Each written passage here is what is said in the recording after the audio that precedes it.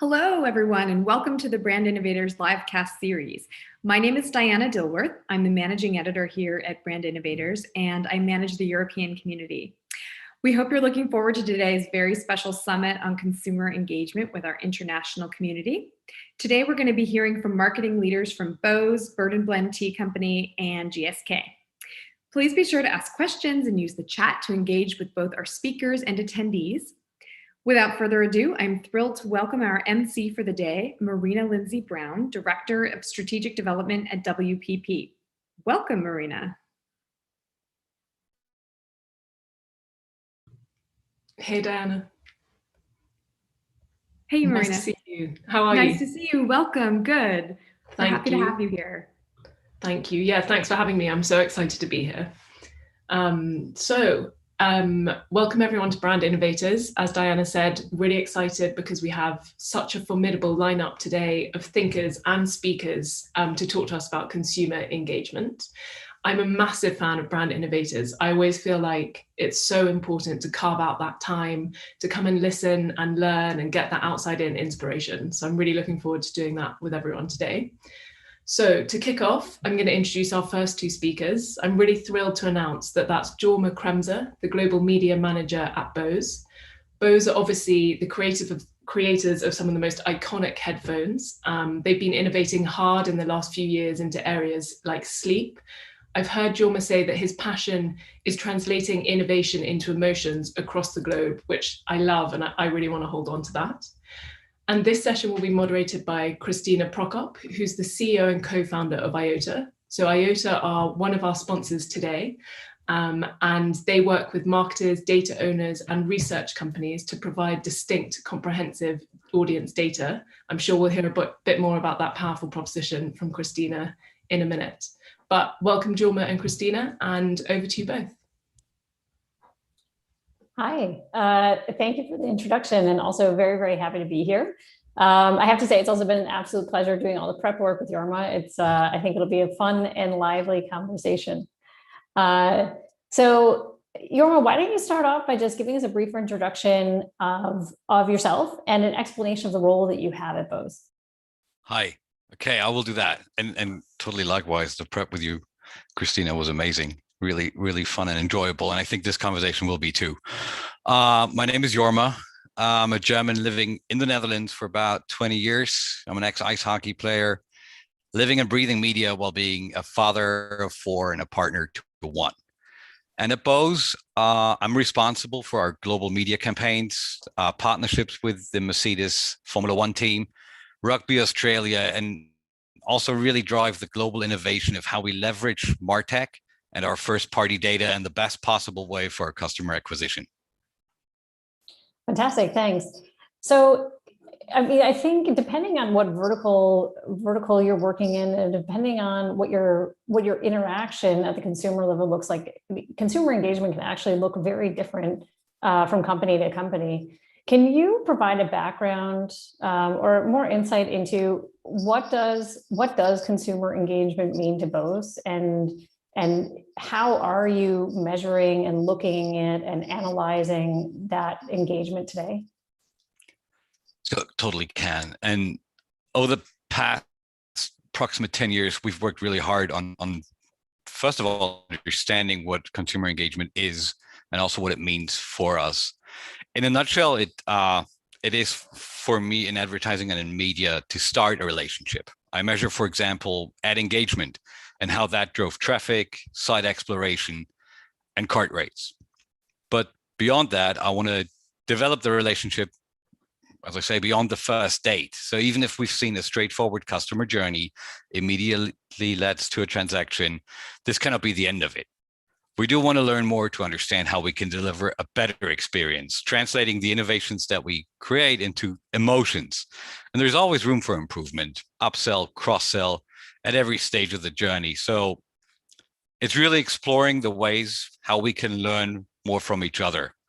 And examples of that would be product ratings. They give us really great clues, the amount of comments that people leave on our social sites, or we do customer surveys to understand that. And the way and pace we respond on our social sites shows customers and potential new customers, how honest we are and how we value their input, and it's really important.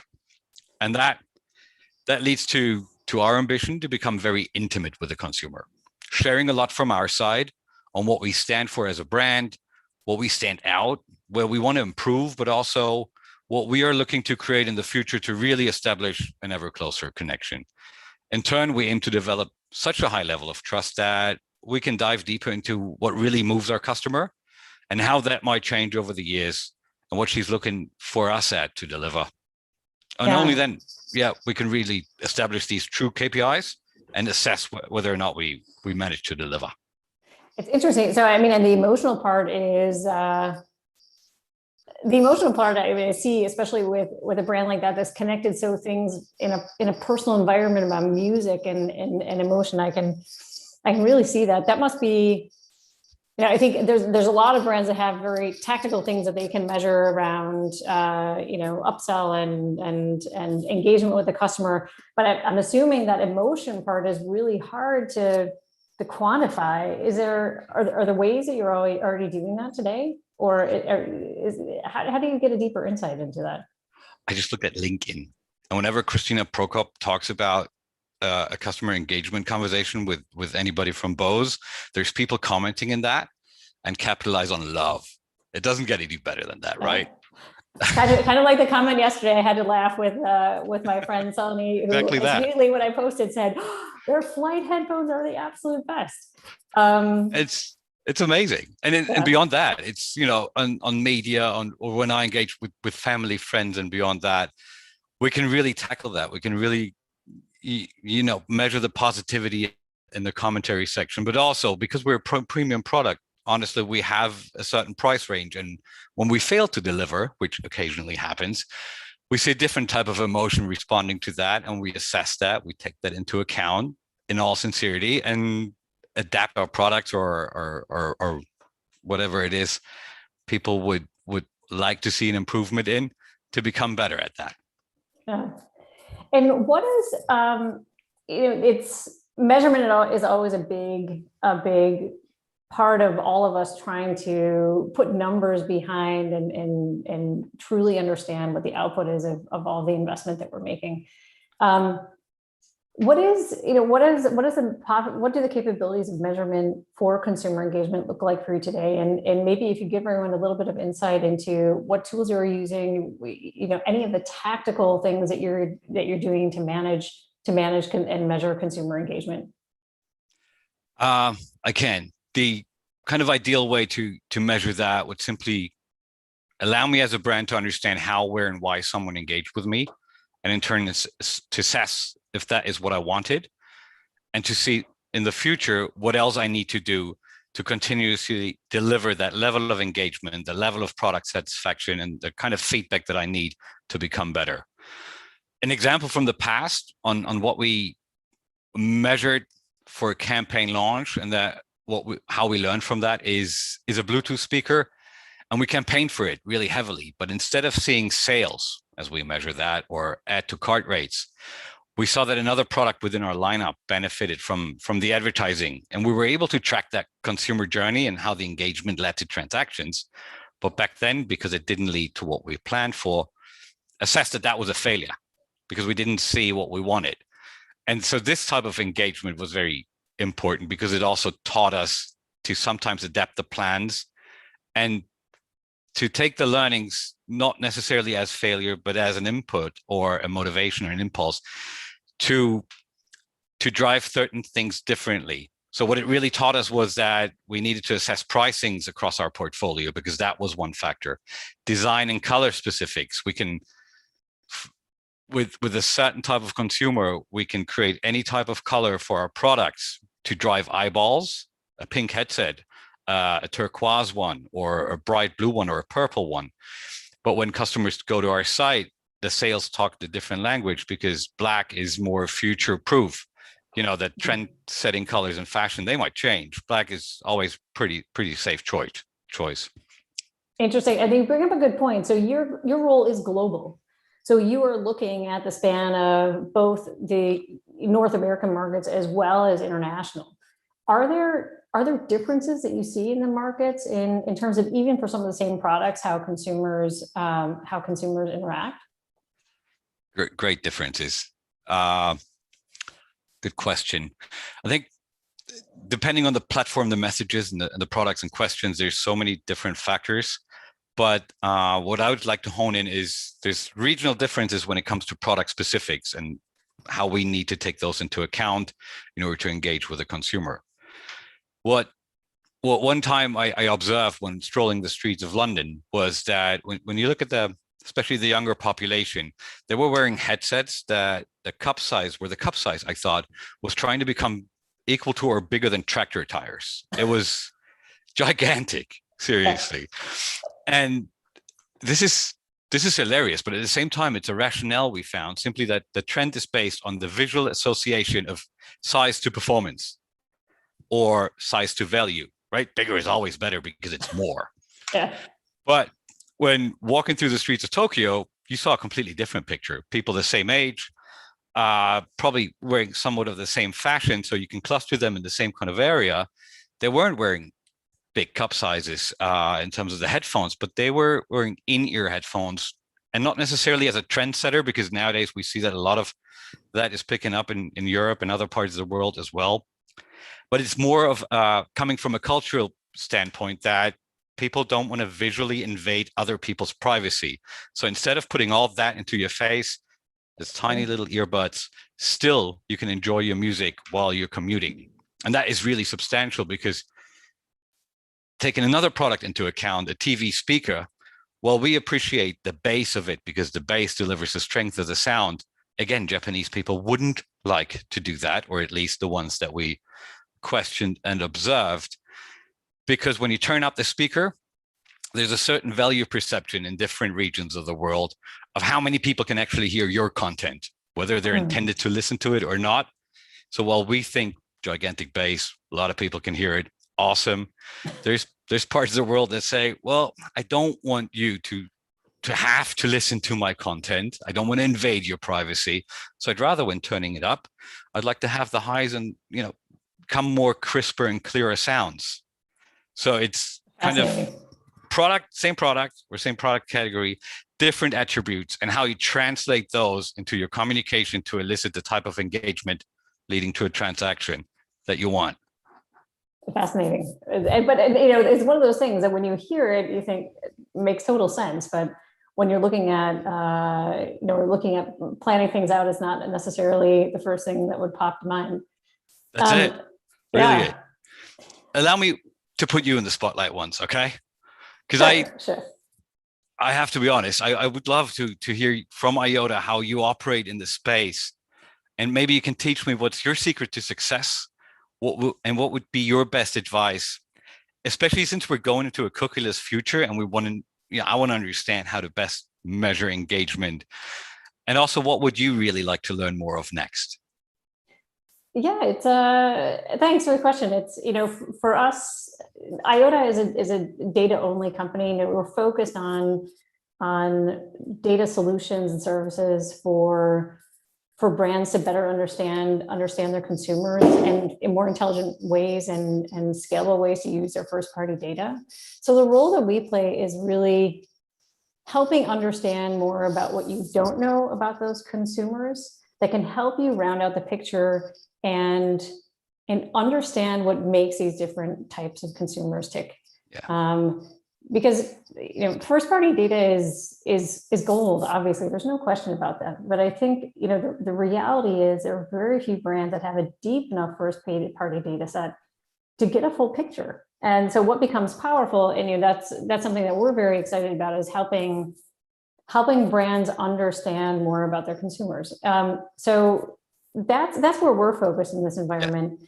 Now, to the future, I think as we see, it feels like every other day you read a new headline with a new update or change about, is Google going to do this or not do this, or is Apple going to do this or not do this, and what it means for I have to admit, it's challenging enough for me as a professional in this industry, directly in the technology environment, to follow all of this in as much detail as possible. I cannot imagine what it must be like for a brand sitting on, not in the depths of what we do and all the intricacies that power this ecosystem, I can't imagine how frustrating it would be to not really get a clear picture of where things are going. So and the reality is we don't know 100% yet, and we all have to be okay with that. So my advice would really be to find partners that can help you understand what's going on and can help you test. I think really that's how we also see it. Even, it's not like budgets have completely moved over to new IDs and this and that. This is very much a learning phase for all of us. So my biggest piece of advice is just be extremely curious, ask a lot of questions, and take the time to try stuff out, because there'll be it's not like one thing is going to solve all of our problems. It will be a combination of different strategies and different types of channels. So testing, and digging for information, and find the people that can help explain things to you in a way that you can understand it and translate that into your day-to-day work. So I don't have the silver bullet, but we'll all work very hard to get there. Yeah. It's looking good. Thank you very much. Yeah, of course. One thing I thought, I have to say, I was very jealous about when you're telling me bits about your role, was how part of that is really looking at new innovative channels. And I love the term you gave yourself as a self-described innovation hunter. For when it comes to communication forms and new channels to reach consumers. So just love to hear a little bit more about, how do you do that hunting? Where do you get those ideas, and how do you allocate resources and budget to testing these environments? Because obviously there's an explosion of new channels, there's an explosion of new ways to reach consumers. So it's really important, but I guess that balance of how do you continue doing what you're doing, which is the well-oiled machine, but continue to look towards the future? Right now and right here is where I hunt. I'm a strong believer of creating new and real relationships on a frequent basis and maintain these. The question I just asked was sincerely meant to allow me to learn from you. Every conversation from now on, or every conversation I have in this context, will now be richer because of what I learned today, because of you. And in turn, will lead me to learn more in future conversations. And what does that in that way, I set myself up to dig deeper for innovations and what's underneath it. I find areas where I need to learn more as a brand, and I identify the innovations that allow me to do exactly that. I think fail fast and cheap is the mantra here. And when I find one of those, I spend a small amount, maybe 10% of the overall plan is dedicated in the communication area to these innovative ideas, to see if that does what I needed to do, what the learnings are I can derive from that. And in case it really works, I can scale it. And if not, I can dump it. And there are a few that really amaze me in that context. Ogre, for example, is a company that really allowed me to see the full mobile consumer journey, what consumers did before they went to our site or to our app, and what they did beyond that, and thereby assess what other apps they might have, where I can target these prospective clients, in what way, if I can classify them as frequent travelers because they have 4 or 5 airline apps on their mobile device, and it's all GDPR conform. So this is not an advertising, but this is also kind of expressing my passion for, we need to assess customer privacy and we need to adhere to it. And everything I want to do is really kind of taking that into account to allow the consumer to choose whether or not he would like us as a brand know as much about her as we do or intend to. Thanks. And going back to the data point, what, as a brand, what type of data feeds into your strategies? What kind of, and I know one of the biggest challenges for brands right now is boosting up the amount of data that they have in-house, the amount of first-party data they have. So can you give us a little bit of insight into what are those data? What are the data points that you have access to as a brand that feed into the measurement of your consumer engagement? Again, so this upper funnel part, right? Where I really want to see the ad engagement, how that leads to traffic, what else I need to do in terms of messaging and platforms, and deliver the content that the consumer would like to have, when and where, and how that drives to traffic on my site.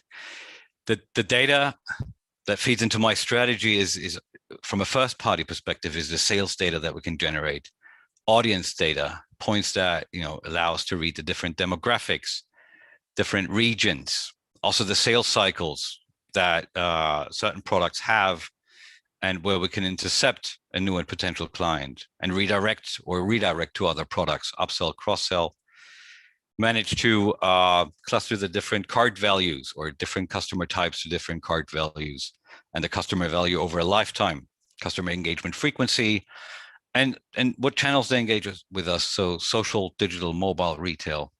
And as you say, I think this is a really good point.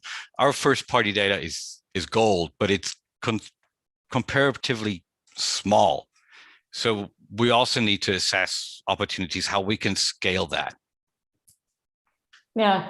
And, earlier you said something interesting about not only looking at the customer, like, the consumers that you already have and how you upsell them, but also the prospecting. So is that, looking also at the engagement at a level where where at the upper funnel. So that's very much part of the focus. I mean, do you have is there a breakdown of how much you guys focus on upper funnel versus consumer engagement versus lower funnel? So in terms of spend? In terms of spend, yeah. Yeah. Certainly we need to drive the upper funnel, because at the end of the day, if we just focus on harvesting the lower hanging fruit and measuring the data of that, we'll kind of start to optimize towards nothing, right? If we don't keep feeding the funnel. Yeah. There's roughly a kind of an upper funnel versus activation split of 60-40. I think that's a healthy thing. It's following not only our experience, but benchmarks across different industries. And so it allows us to continuously hunt for new input, because new customers mean new input.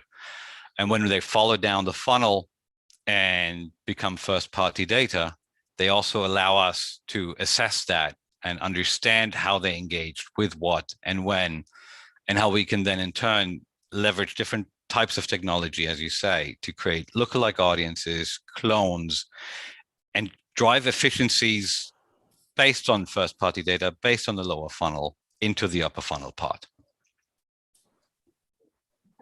Interesting. So when when the other thing I wanted to talk a bit about today, and I realize we only have about 5 minutes left. Oh.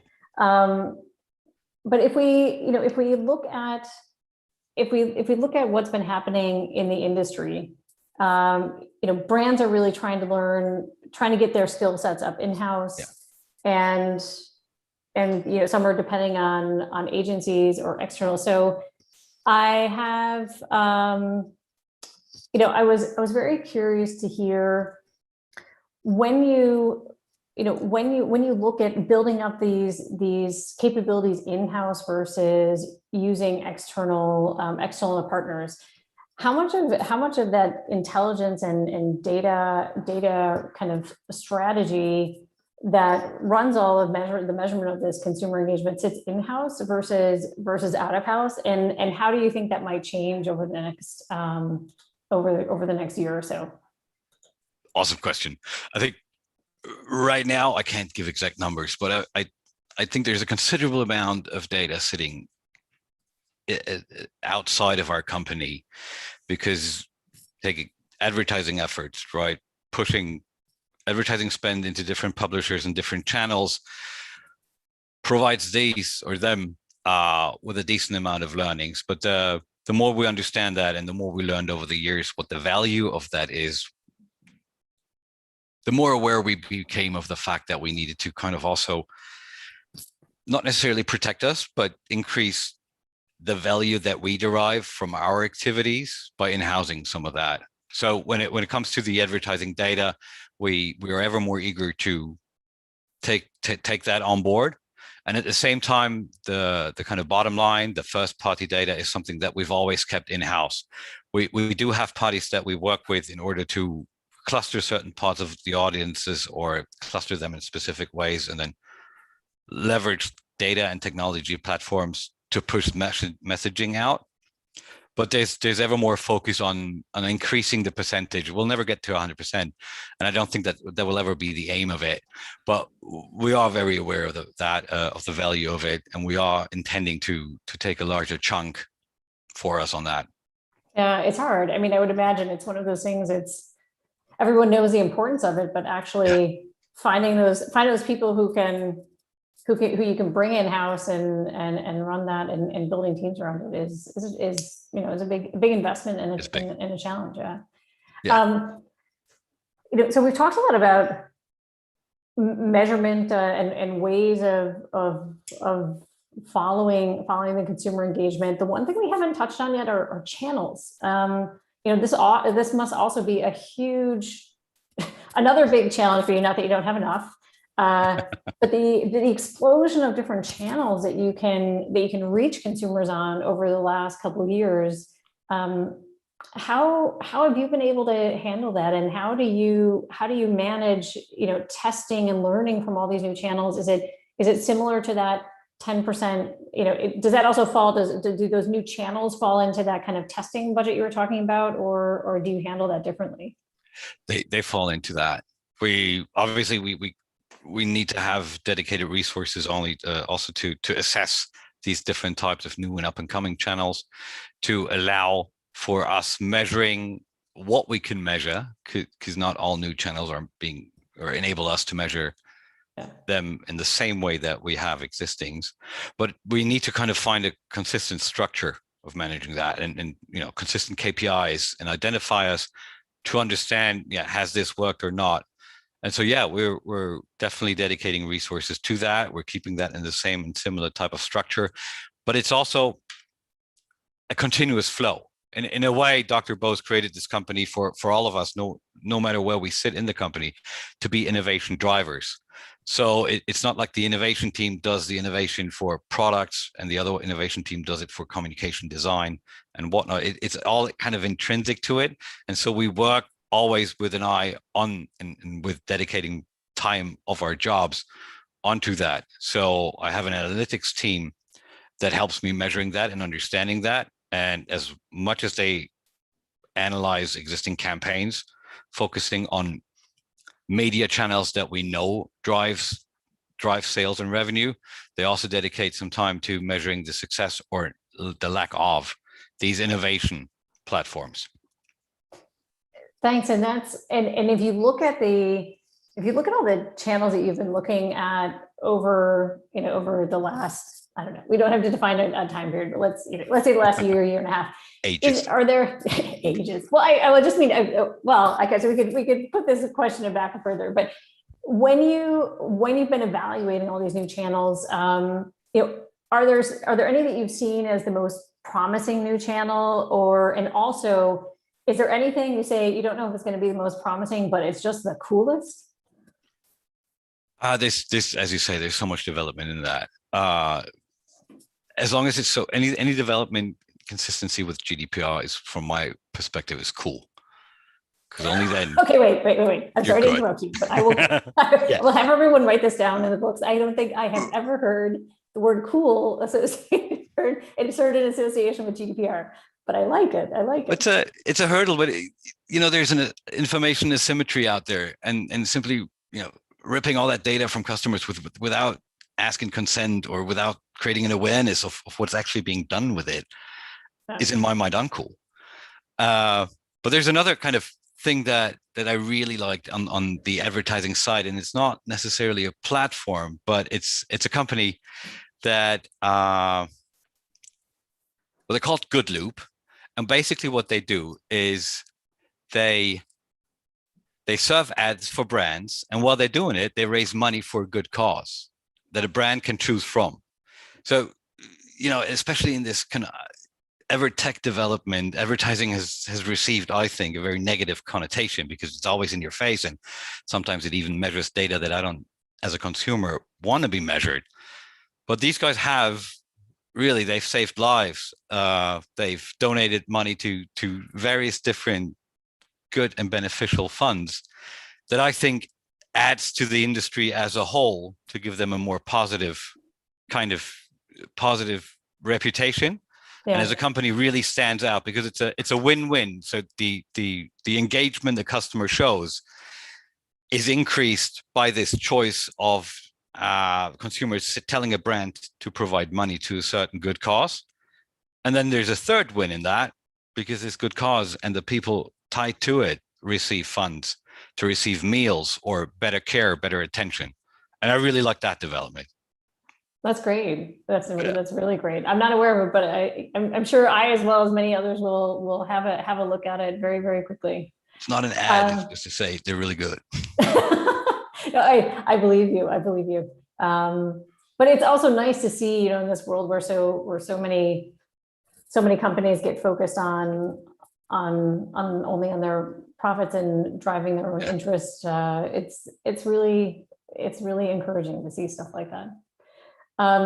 So what I'd love to do, there are a couple of questions that came up from the Q&A sessions. I'd love to bring a couple of those up up right now. And if anybody's listening does have another question, we will have a couple of minutes to run through those.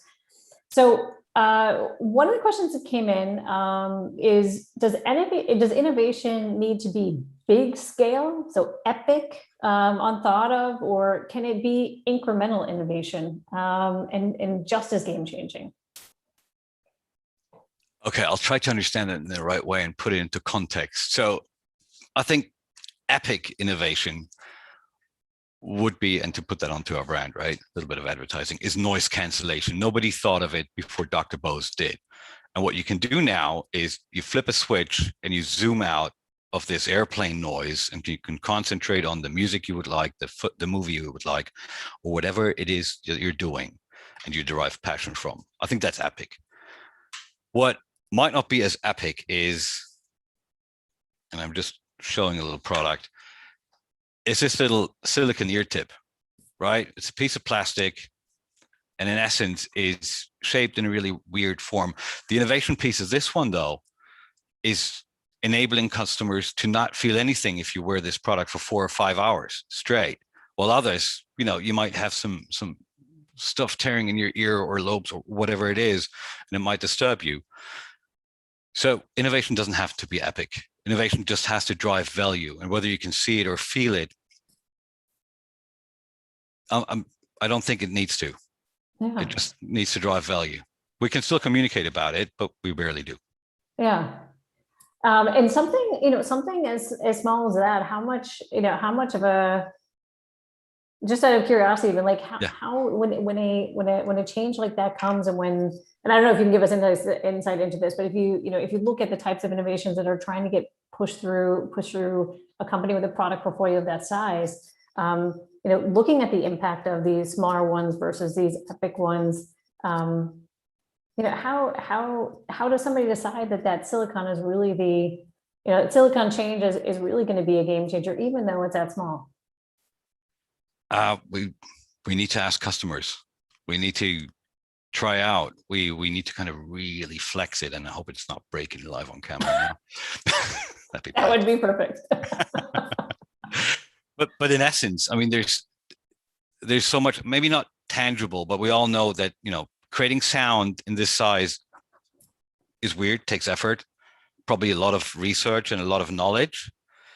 But this will never reach a customer if this one doesn't work.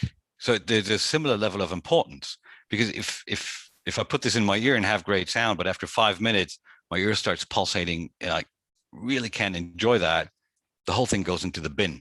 So we can't scale it, and we've got to bin it. Yeah. Interesting. So the next question is, how has the customer journey evolved in recent years, and how have these changes in the customer journey impacted your approach to digital media?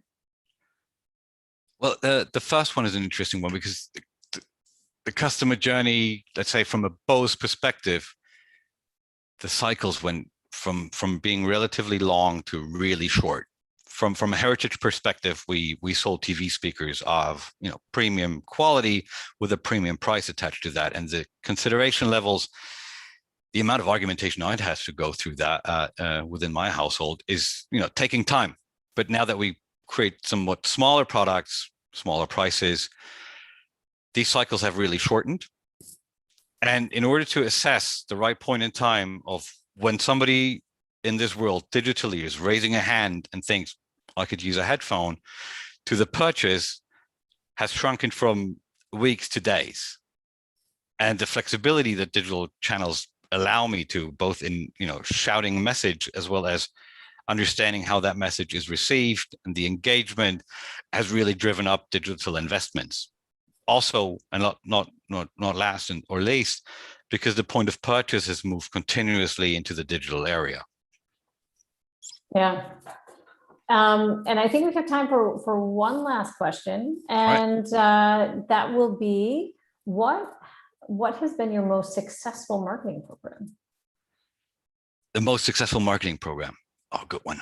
There's a few, but what I really thought was outstanding is when we ventured into a space we haven't ever touched before, and that's sleep.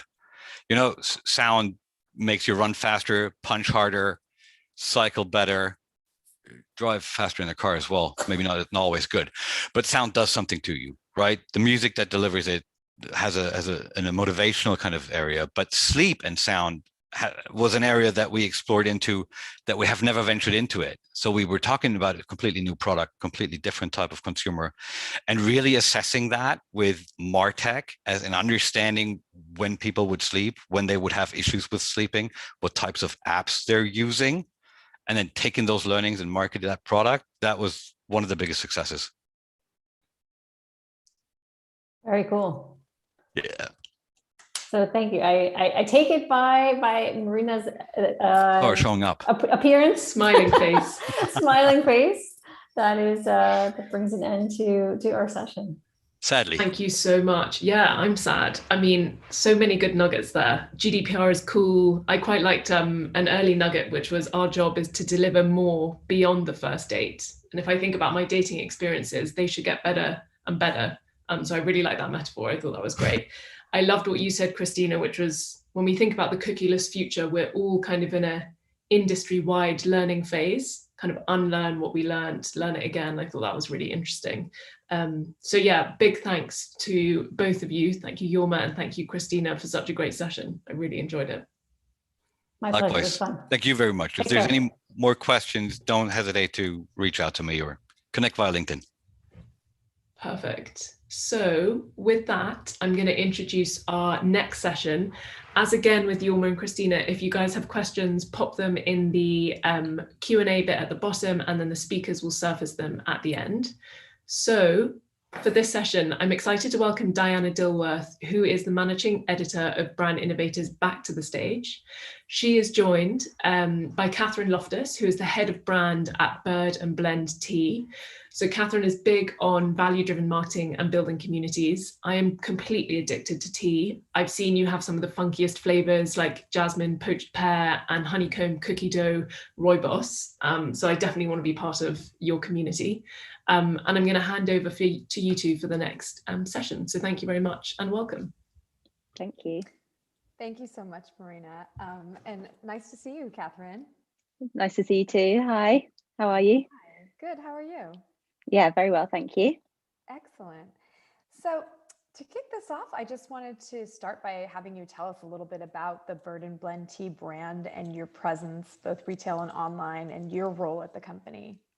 Yeah, absolutely. I mean, got a great introduction there with a bit of insight into what we do, and it is indeed tea. So we are a UK-based tea mixology company, as we call it, which means that we do incredible things with tea, from your traditional sort of black and green teas, rooibos, oolong, you name it. We've got a tea blend for all the different types of tea, and we call it tea mixology because we create tea blends that basically make flavors which taste as good as they sound.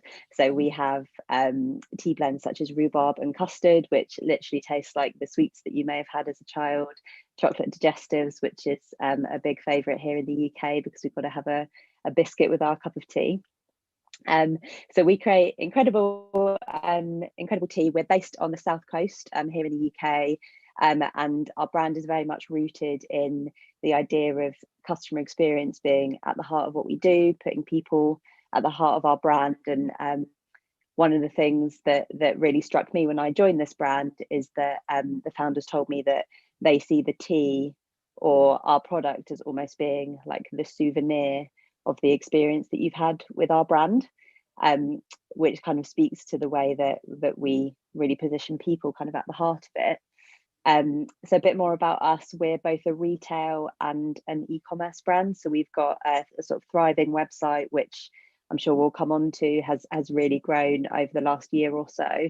But we also have 11 retail stores around the UK, which are really important to us in terms of delivering on that experience in a face-to-face personable way, and then being able to sort of experience our tea and our brand and that experience. My job is head of brand, so I joined back in October, so I'm only about 6 months in, but my role is all about bringing that experience to life and making sure as many people as possible hear about it, I guess, and find out about what we're all about. That's so interesting. I love that comment about it, the tea itself, the product being just the souvenir. When you think about a brand and selling a product, you know, that the brand and the whole experience is as much a part of the package as is the product. Can you talk about that a bit? Yeah, definitely. I think it probably comes from a place of having a product that we know is genuinely of a very high quality, sustainably sourced, tastes delicious, people love it, and that piece, it almost sells itself because the tea, it's genuinely great. So you don't really need to worry about doing a huge amount of sort of product marketing almost, because often even just hearing the name of the tea blend, like chocolate digestives, it almost makes, you know, your mouth starts watering, or as you come into a store, you can smell it, you can taste it.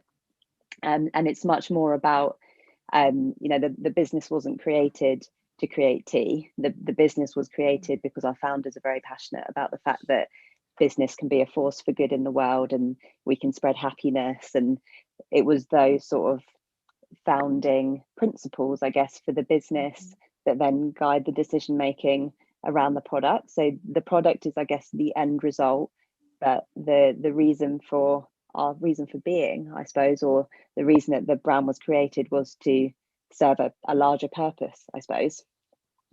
Absolutely. So with that in mind and purpose being so core to your brand, can you talk about what consumer engagement means for your brand and you know, how you define it internally and look at those, measure it even?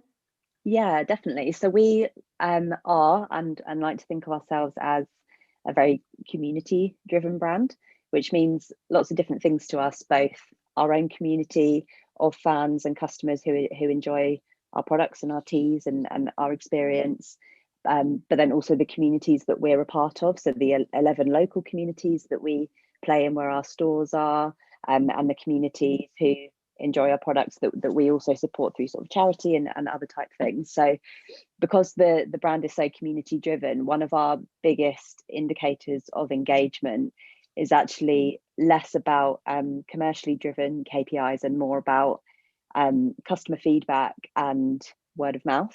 So like many brands, word of mouth, referral, customers having such good experiences that they can't help but tell someone else about them has been a huge part of our growth. So that's for us a positive engagement with our consumer, or something that we know we're on the right track, is when they come away with a huge smile on their face, knowing that they've had a great experience. So it really does root back to that. And in terms of, I guess, how we measure that, there are some KPIs that you can put around it, particularly about retention and referral, because if consumers and customers are liking what you're doing, enjoying the experience, enjoying the product, of course they will come back and they will tell others about it. But sometimes it's the sort of qualitative measures around engagement that we're more interested around. So, what are customers saying about your products, and what are the stories that they're telling, and what you're picking up from social listening, and that piece as well. So consumer engagement for us is definitely the full range of ways in which someone may engage with your brand, but our main goal is to see if we put a smile on their face, I guess. Mm-hmm. Interesting. And you mentioned social listening. Is social listening something that you're actively doing, and what role does it play in your marketing and even product development? Yeah, so there's a few different ways that we do that. So we run traditional social channels like many brands do. We're active on Instagram, we're active on Facebook, and we run content around there. And one of the programs that we've both been most excited to launch recently is what we're calling a micro community within our existing customer base. So identifying some of our most active and engaged customers and creating a closed space just for them. So we run that on we call it Brew Society, and that is a private Facebook group. There's about 700 customers on there, of which a core group are particularly active, and they interact with one another and share tips and experiences, but they also let us know what they would like to see. So if there's a particular tea blend that they would really like to see return, or a piece of teaware that they would really like to have in their kitchen, or even a book that they're reading, or a show that they're watching, or something that's going on in their lives, and that community sort of it's quite self-serving, which is amazing, because the customers on there have become friends with one another, which is just incredible. So our role there really is just to listen to what's happening, to take tips. And we only launched it back in March, and we've already rolled out a few things that have come up from the conversations that are happening within that group.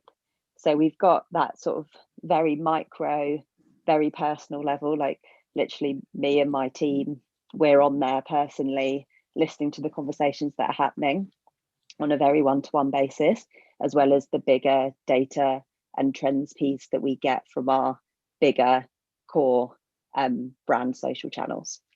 Mm-hmm. It's so interesting that they're on there talking about, their love for tea and sharing, I imagine, recipes or ways to mix things and prepare and whatnot. But then it's also branching off and talking about other things they're interested in, like books and movies and whatnot. And, I'm curious then how you are taking this and what this means to your marketing. I think there's there's two ways that we could do that. So the obvious route would be into product development. So yesterday, for example, we ran a very limited edition run of one of our blends, which is called Butterbrew, which is inspired by Harry Potter, because we know that there's a big following around that. So we can create tea blends and create products that directly speak to things that we know our customers are interested in. They've been asking, for example, for a Dungeons and Dragons tea blend, because a lot of our customer base are super into that, and that's a community and something that they identify with, as well as something that our product will fit really naturally into.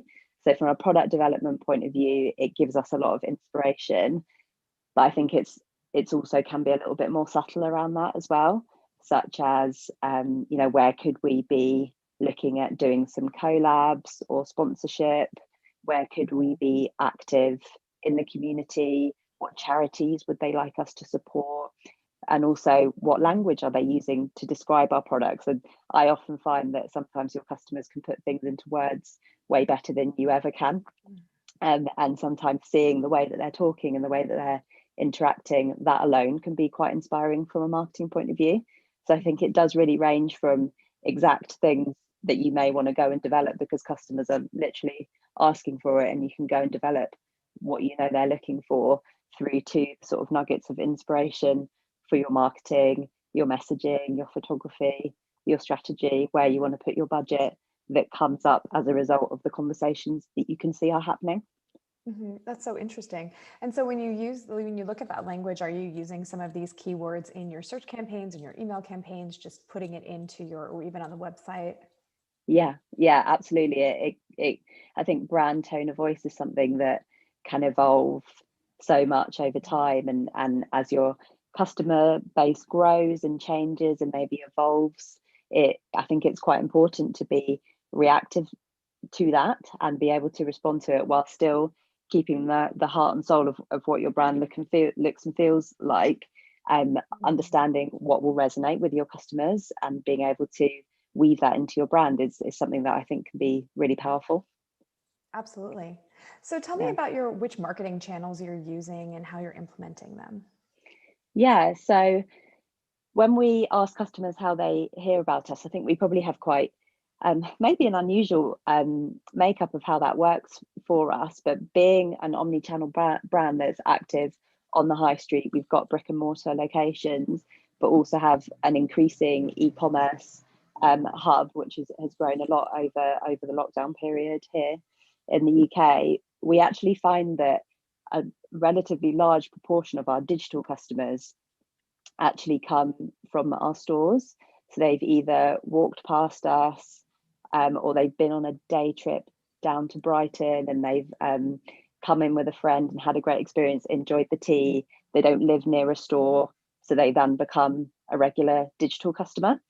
So we almost think of stores as a marketing and brand awareness channel as much as we do a commerce one, because it is part of brand discovery as well as acquisition. So stores are a marketing channel for us that are really important, which is quite an interesting way of looking at retail. Word of mouth is obviously really big for us. And then our core sort of, I guess, more traditional marketing channels would be social, and email is really big for us as well, like it is for many brands. And that's a channel that I really enjoy working on as well.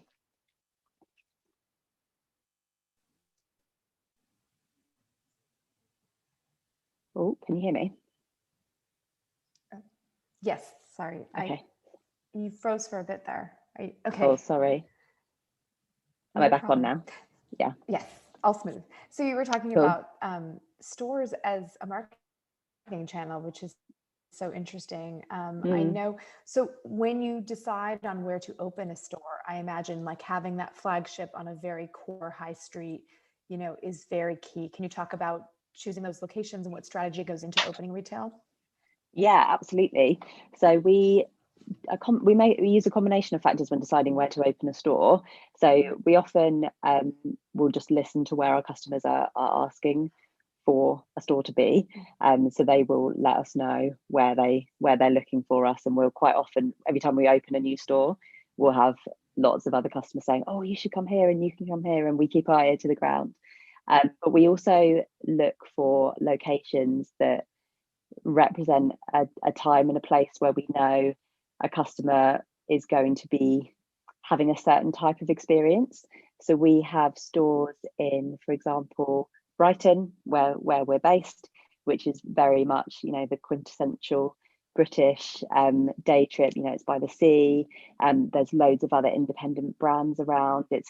When you come to Brighton, you're having a certain kind of very happy experience that we want to align our brand with. Same with the other locations that we're in. So we've just opened a store in Oxford, for example, which is, really beautiful, really vibrant town. Bristol, Nottingham. We've got 3 stores in London.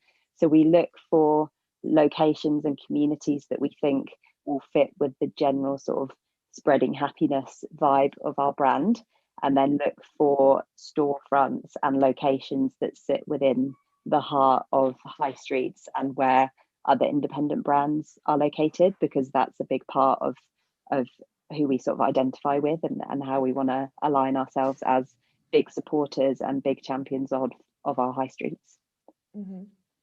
So with that being said, obviously the last year in retail has been tough with the pandemic and closures. And how did that impact your business? And, how did you pivot to adapt to that? Yeah, it affected our business in a big way. Absolutely.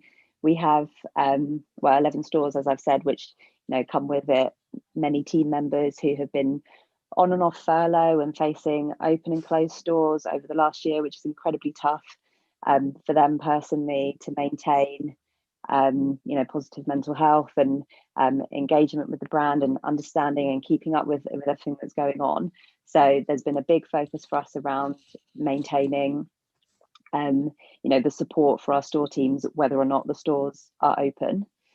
So that was a big change. And like I say, retail is so important for our brand, not just commercially, but how people discover our brand, how people interact with us, the one-to-one experience that you get in a store that you just cannot replicate digitally. However, with that said, we saw a huge amount of digital growth that pretty much happened the day that lockdown came into force here in the UK back in March 2020. So we inducted a relatively large increase in digital customers because of the shift that was seen in customer behavior. So, no longer being out and about, not being in offices, looking for little moments of sort of self-care and moments of joy and affordable luxury, of which tea is just such a fantastic example, because there's so many things about tea that can make you happy. It's a little moment to yourself. It's relatively affordable. When you look at a range like ours, there's 100 different flavors that you can try, which is quite exciting. And there's a moment for it at any point in your day, whether it's the first thing you do, it's your break from yet another Zoom meeting, or it's before you go to bed. So tea really wove into a lot of the patterns and behaviors that we saw customers creating during lockdown. So it was a time of great change for our brand. We're very, very glad to have opened our stores again a couple of weeks ago, but we've also brought forward a huge amount of digital growth that we weren't really anticipating developing on for a much longer view in our roadmap. So, we've delivered projects over the last 6 months that weren't really in the plan for another 2 or 3 years. So it's really led to quite a big shift in the makeup of our team, what we're spending our budget on, and what our growth plans look like too. I can imagine. I know a lot of brands have just been put into fast forward with their digital development. Absolutely, yeah. So from your perspective, how did this? How are you adapting to this growth? Like, have you shifted your media spend? Have you hired more people for digital? Like, what does that look like for your brand? Yeah, so our team has grown from, I think, 2 or 3 people maybe this time last year were working on the digital side of the business, and we now got a brand and digital team of 11. So we've hired, we've brought in that's how the role that I've taken on, the role that I'm in of head of brand didn't exist a year ago. So we've definitely beefed things up from a team point of view, and with that comes a lot of training and development and resource around that, to be able to service a more powerful e-commerce platform. So in February, we completed our migration over to Shopify, which was a project that, again, was in the roadmap absolutely in the long term, but not necessarily something we expected to do within the last year. And that comes with it, a huge amount of opportunity, but also a huge amount of learning. So definitely a shift around the platforms and the systems that we're using. And investing more heavily in paid media to some extent, but CRM really big for that as well. So the big growth that we saw in traffic, there was definitely a need to ramp up things from a CRM point of view to be able to sort of get that machine running and being able to create long-term fans, returning customers, and advocates of our brand by being able to capitalize on the opportunity of the traffic that we suddenly started to see. Absolutely, that makes so much sense. So you talk about this developing the scale. How are you transforming? You talk about how in the retail experience, everything is so much about the visceral, the smells, and like being able to see it, and there's this kind of beautiful experience. How do you translate that online? It's really tricky online, and I would say we haven't cracked it yet, because the two experiences are so different. Online, I think it's almost not possible to replicate it, because there's also a need for things to be very clean and very clear from a customer journey point of view. So we try and instead think about, our overall mission as a company, which is to spread happiness and reimagine tea. And the way that plays out in retail, which is very experience led, the way that we play that out in digital is slightly different, and it comes from sometimes it's the under the hood stuff that can be the most powerful. So it's shipping your order really quickly, making it easy to find what you're looking for, a really great CRM experience. And then when your order arrives, one of the things that our customers most like about our brand is that every order comes with a handwritten note, for example. So you're still creating that moment of joy and that moment of personal touch, but just in a slightly different way that's more appropriate for an e-commerce transaction versus an in-store one. Definitely. Wow, that's how do you manage that at scale? Is that Yeah. you guys are Yeah, so it's mostly around hiring exceptional, creative, and friendly people. So in our warehouse, everyone who is packing the orders will, write something wonderful on the packing note, and customers, when they're placing their order, will ask us to draw them a picture or tell them a joke, and we'll go above and beyond to make that happen. And at scale, absolutely, that is something that some brands who have gone from small to large, particularly quite quickly, those sorts of experience-led things can sometimes fall by the wayside. But that's an example of something where, as a brand, we will never stop doing that because it's such an important part of the experience that you get. And I think that's one of those things that can actually help you to not grow too quickly, because it's coming back to that original value and that original experience, which was the point of creating the brand and creating the product in the first place. If we were to lose things like that, we just wouldn't be us anymore. So that's an example of something that will always be there for our brand. I love that. So it's interesting, as you're, in the UK, more people are vaccinated and things are reopening more. So how does that shift now? Like, do you expect consumer behavior to still be ordering online? Do you think people will be more in stores, or both? What are you anticipating?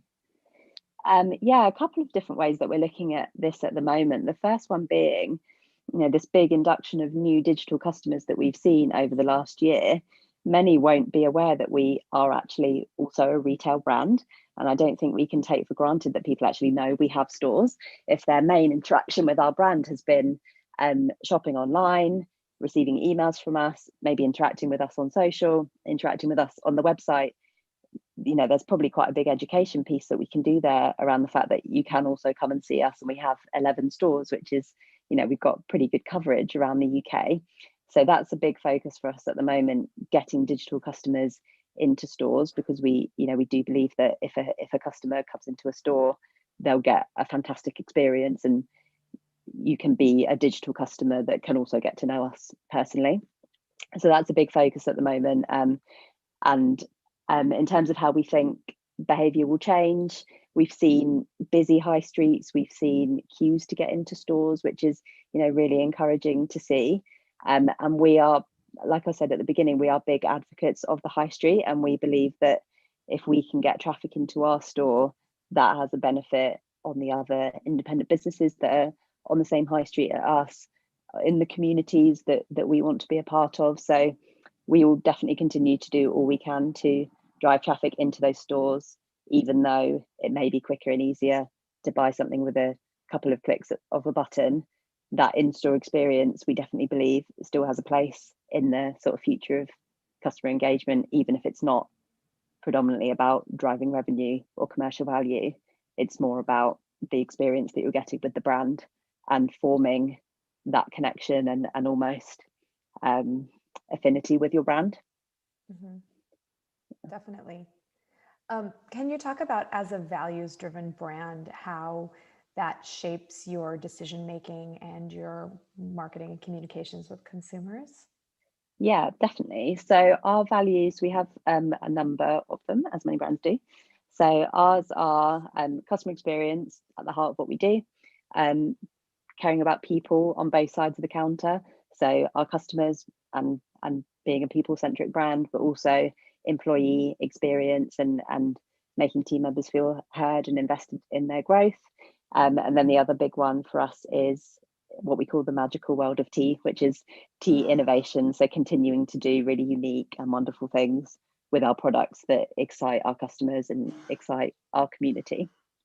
I think the most powerful one in terms of how it affects our strategic planning and our marketing delivery is that customer experience piece.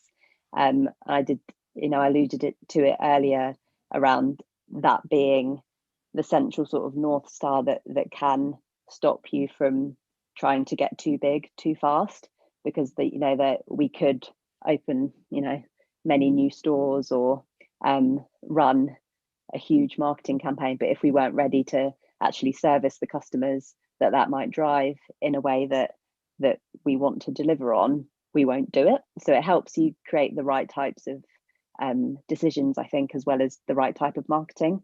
So we don't do a lot of discounting, for example, because we know that doesn't necessarily create long-term brand value and advocates of your products. So we do 2 a year, one at Boxing Day and one in the summer, and that's a kind of no-go area from a marketing point of view, and because that links back to our values in terms of creating experiences and putting people first and not being too tactical, that's it's just kind of set in stone that just won't happen. So having those guardrails in place, I guess, is how your values can really help you keep on the straight and narrow and keep remembering why the business was created in the first place. That's really interesting. And that approach to not discounting, I think, is something that's very common among luxury brands. You were talking about, obviously, we don't necessarily look at the category of tea as luxury, but you were talking about how it becomes this personal luxury and this joy, especially in this last year where we're all looking for little moments of pleasure and like self-care. Yeah. So do you kind of see yourself as, or do you take any inspiration from the luxury category? I think the way that we would maybe align with luxury would be around quality. So as tea goes, it's one of those categories where you could spend as little or as much as you like. And our tea, from a price point of view, particularly if you were looking for, a classic black tea, what you get with us, it is more expensive than if you were to pick something up in the supermarket. But that's more because of the supply chain and the quality of the ingredients and the eco nature of the packaging. It's more about, we're trying to create something that aligns with our values, and that's how much it kind of ends up costing, to be able to pay people well and look after where the provenance of the product and create good packaging and create good experiences and all the rest of it, rather than setting out to create a luxury product, if that makes sense. Absolutely. That definitely makes sense. I'm curious, as you talk about the role of sustainability and, paying people fair wages and all of that, is that part of your marketing strategy? Do you communicate that to customers? Yeah, we do. So one of the great things about the way that we look at eco and sustainability is that it comes from a place of being a really big passion point for our founders themselves. So when they created the business a number of years ago, there's a photo of it somewhere where the original business plan, which is on an A4 piece of paper in the notebook, and the first thing on there is sustainability. So that genuinely was something that has been at the heart of the business from day one, and it's something that they're really passionate about. So we come at sustainability from a point of view of this is something that's central to our business, rather than something that we are being quite tactical with or reacting to a change in consumer behavior, which is a really fortunate position to be in when you're working on a brand, to know that is coming from quite an authentic place. So it's definitely important to us. It's something that's also really important to our customers, and increasingly amongst all consumer groups, I think there's so much more awareness now around where things are coming from and what the environmental impact is going to be. And I think for brands, it's becoming something that isn't really a choice anymore. It's something that we have to be mindful of, and something we need to not just talk about, but actually genuinely be acting on as well. So yeah, big part of us. And some examples of what we're doing about that would be particularly around packaging, which I mentioned a couple of times. We are creating a new type of packaging because we couldn't find something on the market that would enable our tea pouches to be sustainable. So we've created this new type of packaging that is also compostable, which is sort of new to the market, and that has been an investment that we've made as a company because we thought it was important to do that. So and that's been driven directly by our founder Mike. So it's really trying to create meaningful change which from a brand point of view then makes the messaging of that, it's just there for the taking, isn't it, rather than needed to go and look for opportunities to make something seem eco, I suppose. Definitely. And I think when you make life easier for consumers and help them make choices that follow their values as well, when they're trying to make more sustainable choices, then they're just going to love that because they don't have to do the work, you're doing the work. Yeah. And I think consumers know when something comes from the heart and when it's authentic as well. Consumers are smart and they understand brands better than marketers may think that they do. So authenticity, as always, is key for sure. Definitely. Yeah. Can we just talk a little bit about the KPIs that you're looking at, particularly in terms of consumer engagement? Are you measuring this and how? Yeah, so we will look at KPIs around both sort of how our new customers are behaving and what's happening at the top of the funnel, and whether we are reaching enough people and growing our brand and tapping into what is ultimately a very, very competitive category, tea. A lot of big players out there, and we are a small independent. So we look at how many people we're reaching and what their engagement with us would be, which then rolls back into retention, which are probably our most important KPIs are around retention. Are they coming back? What are they buying? Is it what are the behaviors? So there's lots of different ways, because we've got such a big product range, all different types of tea. It's quite interesting for us to see what types of buying behavior is happening. Like, is it a staple where someone may be ordering the same type of tea every 6 weeks, or are they experiencing our seasonal range and trying new things and tapping more into the sort of innovation and slightly more magical side of our brand? So the KPIs around that would be, what are customers actually interested in, and what are they looking for, what's bringing them back, and how can we encourage them to try new parts of our range. And then a new piece of measurement, which is definitely new for me, because joining the brand back in October when stores were closed, we're now starting to look at more of an omni-channel piece now that our stores are back open again. So how many of our digital customers are making their way into store? Are they coming in for a workshop, for example, which we run, which is really sort of cements your engagement with our brand. So it's that crossover piece now is increasingly becoming a KPI for us. How are our new digital customers becoming more inducted into the world of our brand? That makes a lot of sense, bringing them now that we're going into this next shift in behavior. Exactly. Yeah. So we have a few questions that have come in from the audience, and I'm going to turn it over to that right now. Sure. The first one is, how important is staff recruitment and training to deliver Bird & Blend's in-store experience? Absolutely pivotal. So important, and something that we invest in really, really heavily. So prior to stores reopening, a couple of weeks ago, we ran a 2-week-long intensive training sort of academy for every single store team to remind them of the customer journey, reacquaint them with the products, and just sort of re-energizing them around the brand. So, and that was for every single store team member, whether you've been with us for 2.5 years or if you're brand new. So I think the upfront training and around the recruitment piece is really, really important, but it's something that we will sustain throughout your time with us as a team member. So yeah, really, really important. And we have quite a specific sort of set of values and behavior and type of person that we look for when hiring as well, which has been quite important to our growth as well. Mm-hmm. Absolutely. Yeah. Another question from the audience is, how do you see your audience demographic expanding to be more inclusive as the industry grows and evolves?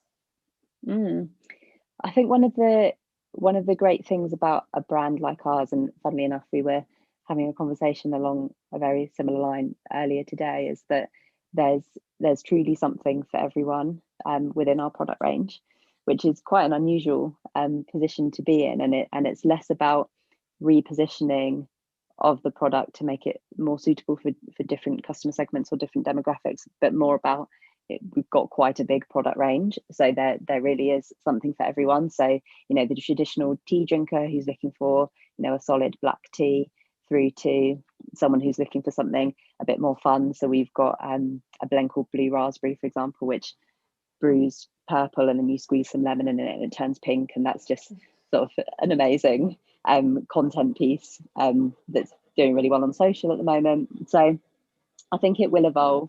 Sorry, it's very noisy outside.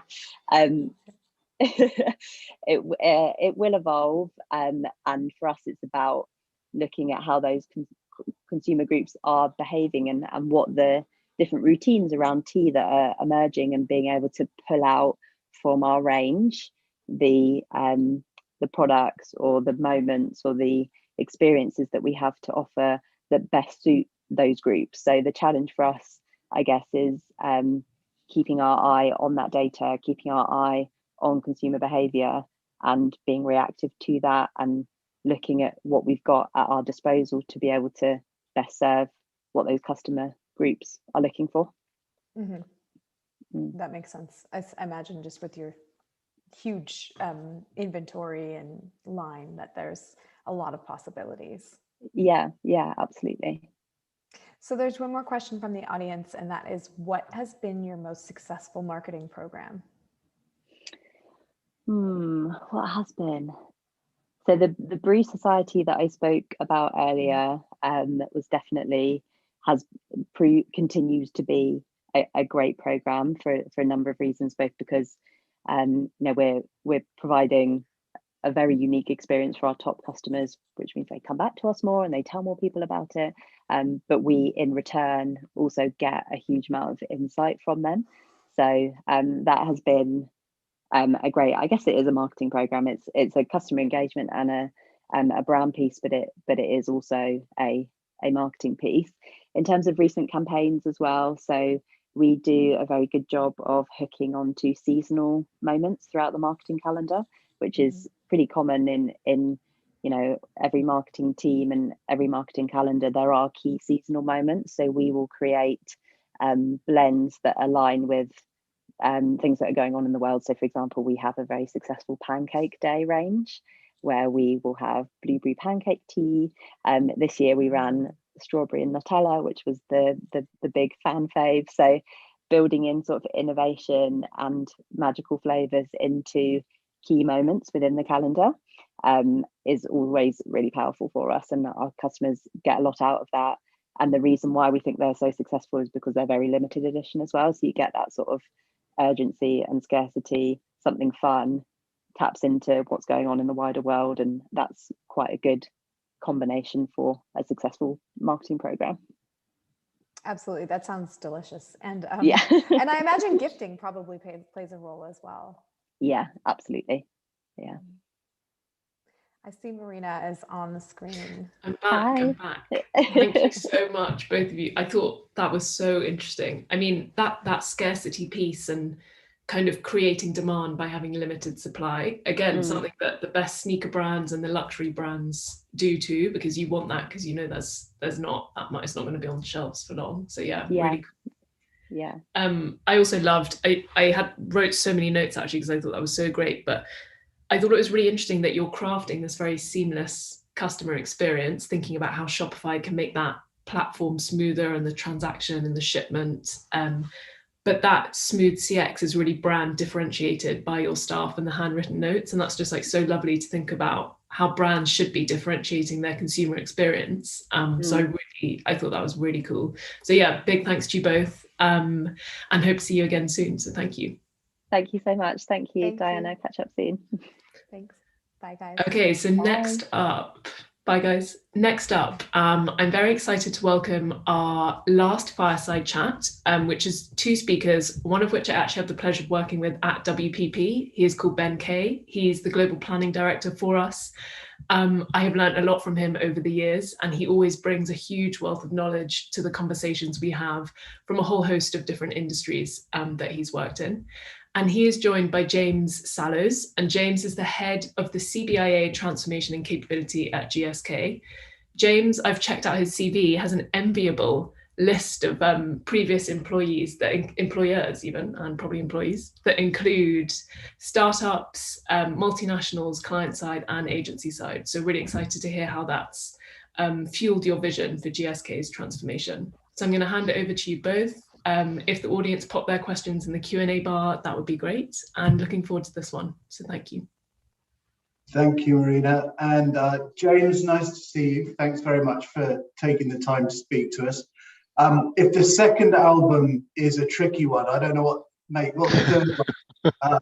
We're going to need to do our best to be fresh and insightful. But I don't think. Well, I'm drinking tea just to make the link. There you go, exactly. And I'm hoping those are Bose headphones as well.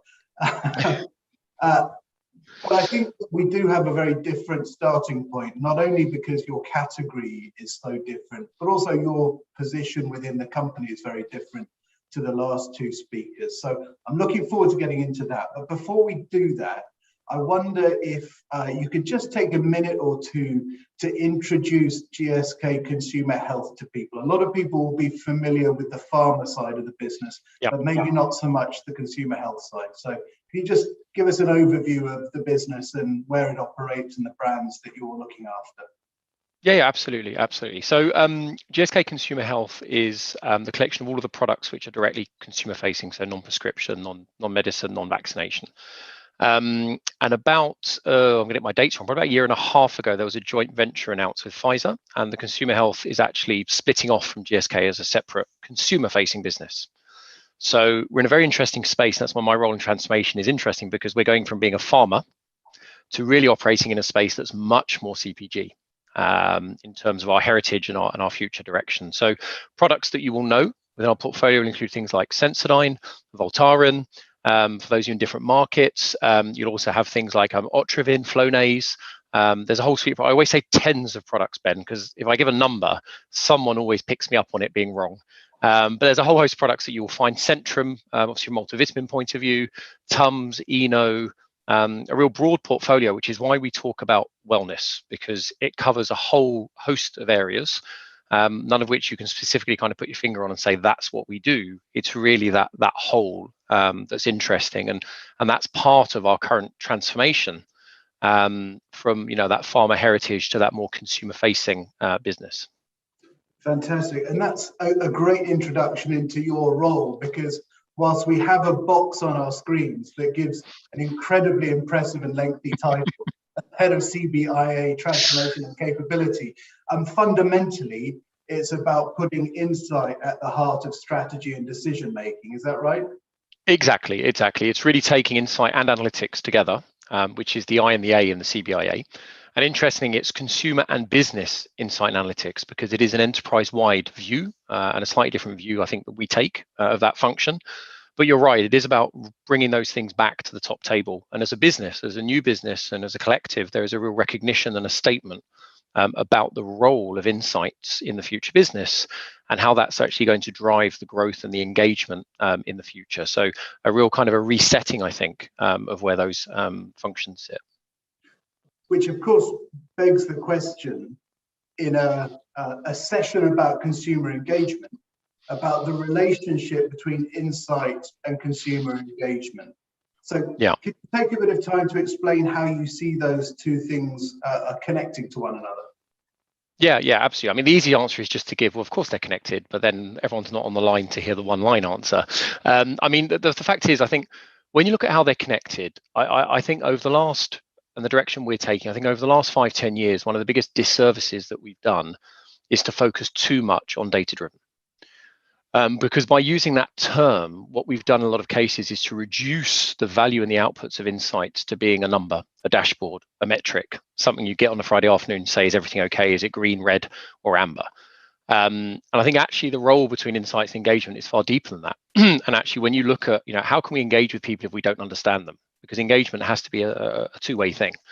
And you can only understand people truly at a deeper level if you dig deeper and understand the motivations, the tensions, the behaviors, and that's where insight really comes to play to help us make better decisions and to inform those decisions. So for me, it's really about bringing, and so it doesn't mean that data is still driving a lot of our thinking, But when we think about our team as CBIA, we've got our own kind of positioning statement, which is that we are human obsessed. And I think we'll come on to this kind of throughout the questions about why we kind of taking things up a level to being human obsessed.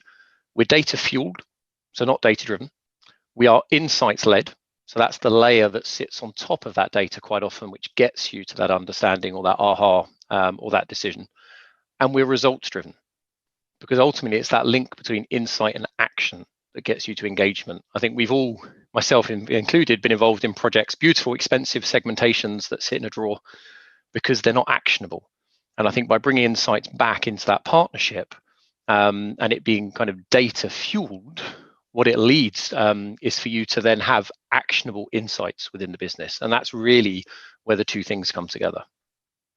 And that sort of links to one of the big problems with consumer engagement for today's marketer, right? Which is we have so many ways we can engage with people. We don't necessarily know which ways we should engage with people. Yeah. Presumably, insight acts as a guide to that. Could you give us an example, perhaps within your brands, of where genuine insight has really unlocked a valuable, new or different consumer engagement to the traditional business? Yeah, and I think, I mean, there's multiple. And I think I was going to pick one out. Because I'm always thinking about how we do things differently from an insights point of view.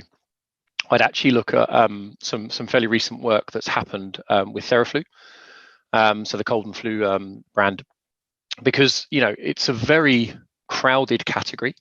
When we looked at what was happening there and where we positioned, it was very much about Me Too. It was about power and efficacy and relief, right? And no space for mental availability, and quite often not even physical availability on shelf, because there's very much for muchness quite often between some of the brands. So what we were looking at was, okay, how do we actually derive insights that drive action and different understanding on our side? And we actually embarked on a behavioral science program to really step back. And I quite often talk about this as being the telescope moments in the business. So we have the microscope moments and the telescope moments. And microscope is a lot of kind of the ethnography and things like that. And the telescope is when you just want to step back for a second and just say, well, actually, what's that broader context that we're operating in?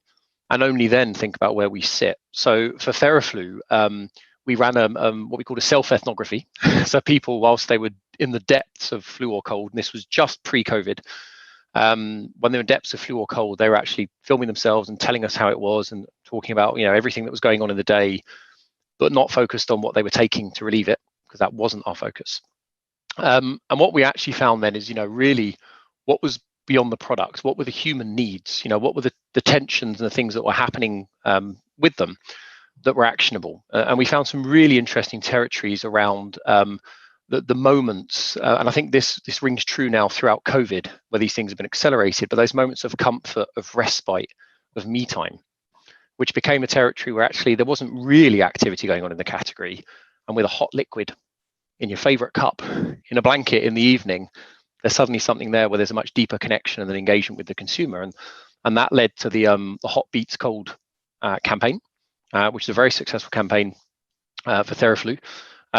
Because it went to a different place, and by getting that deeper human understanding, and also by driving that different look at the consumer, so not just going, how can we be faster or stronger, but how can we actually talk to them differently, it led to a totally different campaign. And actually our marketing teams were really impressed with how it drove a very different engagement, and how the campaign, when you look at it, the performance of the campaign, it didn't actually lose anything on efficacy, but it gained lots on the more emotional metrics. So it was a very interesting learning for us, and something that we're doing more broadly now across the business. And in categories like that, you're also, as I understand it, looking at services and so on beyond the core product, things like Flu Tracker and so on. Could you explain what value these new touch points beyond the medication, beyond the pill, what are they doing for you as an organization? Is it simply an opportunity to speak to people again, or is it more than that? I think it's more than that, because I think it does come back to this stepping back. And if we think about the mission of the business, it's better everyday health with humanity. And I think the challenge there is, well, how do you think about people beyond that interaction with, in this case, allergy relief, or in the case of Voltaren, pain relief? How are you thinking broader? And I think actually our CEO, Tamara Rogers, says it well. She says, it's the story behind the story. it's not that face value thing. So when we look at things like flu tracker, so talking about when the season's coming, and we have a similar thing with allergies and giving people awareness of kind of cases and what's happening, and with Voltaren during COVID, within those first 2 weeks, we very quickly developed a program for home exercising to relieve joint pain and to keep active. And those things are all about just stepping back and saying, actually, we don't have direct skin in the game because we're not selling products through these things. It's more about building those more valuable relationships with consumers beyond it. So kind of the halo. When we think about what sits within our understanding of engagement and kind of consumer obsession, we think about, we care, we connect, and we commit as kind of the values. So empathy, do something, but then also follow it through and go beyond that individual activation or moment. So having something that's more long term. So I think the example of Flu Tracker, the example of the Joy of Movement with Voltaren in Germany are both more about having a longer term relationship and engagement with consumers within which the product plays a role, but it's not the be all and the end all of that relationship. So it really is, broadening the scope of how we interact. It's really interesting when you start looking at it through the lens of a particular category. I mean, one of my bugbears is the generalism of consumer experience, assuming that biscuits, undertaking, and concerts are all the same category that everybody has the same level of engagement with. But obviously your category, everyday health, consumer healthcare, has had an extraordinary 12 months, from being a category that historically people don't necessarily want to engage with on a daily basis to one that they are much more aware of. Can you give us some insights about how the last 12 months and everybody's engagement with that health has changed your approach and maybe opened opportunities to you? Yeah, absolutely. And I think interesting, Ben, just come back on that. I think a lot of what we've seen haven't been new things. They've been accelerations of behaviors. And I think there's some really interesting, because a lot of the things that are, the therapy, for example, if I told you we'd done it today and we'd come out with those conclusions, you wouldn't have been surprised. But I think what's happened is that COVID accelerates those kind of things. And so what we've seen is that people are now more interested than ever in prevention. They're more interested in comfort, control, simplicity. They're the things that we see really climbing when we look at it within some of the work that we've done. And we did quite an in-depth ethnography piece actually throughout COVID in partnership with Ipsos, where we were really in home with people in the moment, understanding what was going on. And I think that, the other thing that we're seeing is about 3/4 of people, and we looked at this across 4 European markets, about 3/4 of people saying they want to take their health into their own hands. So taking back control. And I think previously, we hadn't all had close scrapes with health scares. I think it wasn't a generalized thing, whereas I think COVID has kind of got everyone to that generalized post-traumatic state of you've had some kind of a scrape with a health issue. And so now you're very much more about being hands-on and controlling your own health. So when we see that from our side, it means that there's opportunities, I say, with Voltaren to engage with those workouts. There's also opportunities for us to think about, and again, it's accelerated our own thinking that was already in place, which is rather than having a business where we look from brands and categories outwards, and again, tens of brands all looking at different areas of people's lives, what we've started to do, accelerated by COVID, is to flip that and actually say, if we're looking at wellness and we're coming down, what are the roles of our brands within it? As part of your morning routine, we'd have looked at you as someone who brushes your teeth, who takes a multivitamin, who might use a mouthwash, and who might take some kind of symptomatic pain relief. But actually, when you look at that as a whole, they're all part of some kind of routine that you might have in the morning.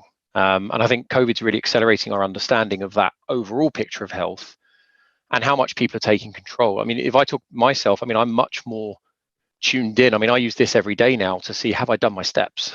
Have I been out in daylight up until a few months ago, right, during the working day? Because there was also health things that you took for granted, which people are now much more consciously thinking about and measuring and trying to make sure they get themselves to a better place. So there's clearly opportunities for us there. I think if we think about what that's led us to do, there's been new initiatives internally around social responsibility based on what we're hearing from people during COVID, and also really accelerated our approach to naturals. Because one of the things that you looked at in prevention, and some of the ethnographies are fascinating, you see people literally cooking up their own remedies from a preventative point of view. you see that space where people want to treat, they want to prevent, but they want to do it on their terms. And so naturals are playing a much bigger role, and it's certainly accelerated the way that we're looking at that. But it raises a really interesting point. So you're sort of laddering up from a specific category to wellness. Obviously opens so many more opportunities to engage with people in theory, but in practice, I don't want to necessarily engage with Sensodyne when I'm working out what an appropriate holiday, a healthy holiday would be for me and my family. So where on that spectrum, how do you have a compass as to where it's appropriate and where it's inappropriate for your brand to want to engage with somebody? It's interesting because I don't think it's about where it's appropriate for us. I think it's about where people are prepared or accepting of us being present. I don't think, I'm kind of looking the other way around. And what we've done a lot of work on is looking at better, we call it kind of almost like a digital ethnography. So understanding people's behaviors, their mindsets, and understanding that it isn't just about Sensodyne. It's about who you are and your own mindset as to at what moment and in what context is it appropriate to talk to you about those things. So looking at behavioral personas, and understanding that maybe for you right now, you are the kind of person who wants all the information when you can get it at any given time, or that you might be somebody who actually is more impulsive, and it could be that moment at shelf that becomes key. And so understanding how we break up those groups but making it actionable is what becomes important for us, because you can't try and do everything to everybody. We can't try and have a one size fits all approach. But at the same time, it can't either be individually tailored. So trying to find those groups, and there's a lot of work going on with our media teams within the Edge team, looking at how we're planning the media channels, the connections that we have with consumers, and how we link those directly into the insights that we have through our consumer journeys and through all of that research we've put together. How do we understand not just who, but where, when, what context it's best to engage? Because without that, you lose it. I mean, there's examples in our categories of where they're kind of unexpected. So the team who work on denture, they always quote to me the age of a first-time denture wearer, and I think it's in the early 50s, which would go totally against the assumption that it's someone in their 60s or 70s that most people make. And so when you're talking to them about that, and what makes them make the decision, it's actually very different to the kind of the audience or the group that you might have in mind initially. So those people who are the first time, who are much younger, we're going to communicate them in a different context, in different locations, in a different way, to those who are already using fixatives and maybe thinking about different fixatives. And I think that's something where previously we probably didn't have that level of understanding and fragmentation to see two totally different stories about why people do it, when they do it, and how they choose their product. And also the needs they have are very different. One is I want something stronger, and the other one is I want to know it works, and it's the first time I'm using it, and it's a very different relationship. So we have to break those things down and just get that that deeper understanding that we're trying to drive across the business.